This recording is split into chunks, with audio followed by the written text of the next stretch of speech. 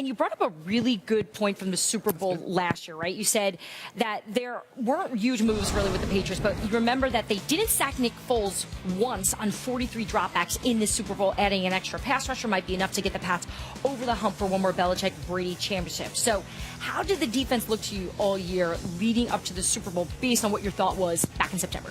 Much better than the defense we saw a year ago, which was an absolute mess. Their defensive numbers kind of get masked because they're so good on offense. The defense kind of really doesn't have to do anything for most of the year.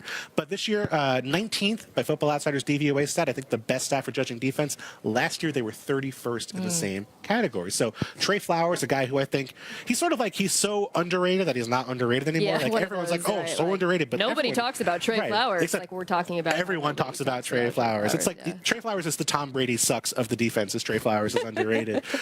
He's been phenomenal this year. Super underrated player as he's about to approach free agency. Could be a thing where this is like his coming out game in advance of what could be a massive free agent deal this offseason. And think about it. They lost Matt Patricia, okay? I don't care what you think of Matt Patricia as a head coach right now.